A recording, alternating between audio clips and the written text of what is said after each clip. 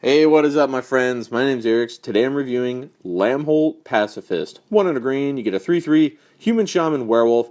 Lambholt Pacifist can't attack unless you control a creature with power 4 or greater, so that kind of sucks. And then the standard werewolf, where no spells are cast previous turn, you transform it. And it transforms into Lambholt Butcher. It's a 4/4 with no abilities, other than if 2 or more spells are cast by a single player in a turn, it flips back over.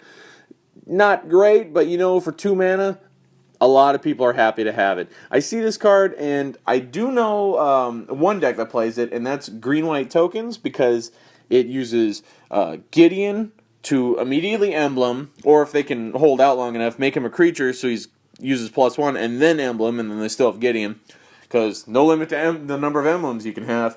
There's that. You got +1 counters you can put down from Nissa, Voices, Zendikar. And so it's not hard to make this thing a 4. And it doesn't say you need to have another creature with power 4 or greater in play. It just says it can't attack unless you control a creature with power 4 or greater. So it could be itself. And that's cool. I've seen that played, but I've only seen it played like that in green-white tokens.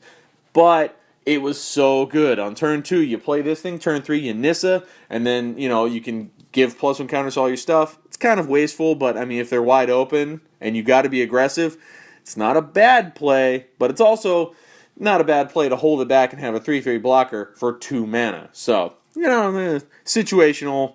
It depends on how you're looking in that game. But I like this card a lot. It's real simple. It's real straightforward.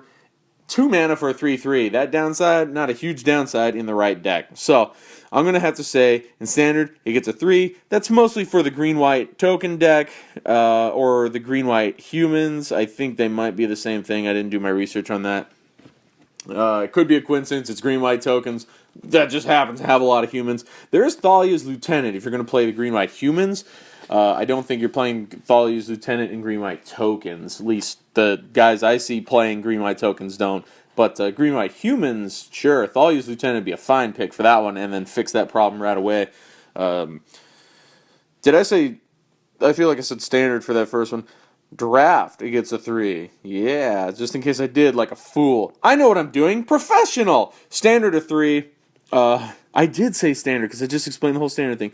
I'm losing my mind. Okay, I did the standard. Okay, now draft. Don't hit that dislike button. Don't hit the dislike. Draft, it's a 3 because 2 mana for a 3/3 is a very nice card. I think it's pretty decent, and it's not going to be too easy to get something down that enables it, but if you get to flip it, problem solved, at least temporarily. So, you got that. Okay, then the standard that I did, because I know what I'm doing here.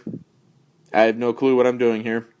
Modern, a 2. I don't think it's going to get played in Modern, but that doesn't mean it's a bad card. I just don't think it's going to happen because there's no dedicated werewolves being played in Modern. There's 1 or 2 flip cards, but yeah, it's not happening. There's Huntmaster of the Fells, and that's about it. I don't think anybody's playing any other flip cards. Maybe Avacyn, the newest Avacyn, Archangel Avacyn, but yeah, this is not good in Modern, but it's not trash either. It does do worse in EDH, though. I'm giving it a 1.5 for EDH. It is not something you want to play because it flips over, and if it had some kind of more relevant presence when it flipped over instead of just being slightly bigger with no drawback, yeah, it's not cutting it. I think in EDH, the only flip cards you'd use, aside from the obvious good ones like Ormondal, Westvale Abbey, Arlen Cord, or Huntmaster of the Fells, you might do like I was gonna say Huntmaster. I don't think it's Huntmaster. Duskwatch Recruiter. That's the guy I'm thinking. Huntmaster. I'm probably thinking Huntmaster of the Fells. I don't know any other Huntmaster, but yeah, Duskwatch Recruiter. I think it'd be a fine card in EDH. It makes things cheaper on the backside, but I think I'd rather keep it face up so I can look at the top 3 and take a creature over and over again.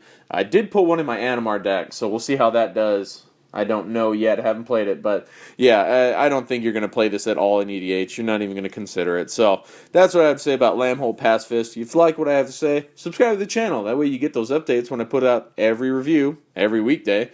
And thank you guys for watching. I'll see y'all next time.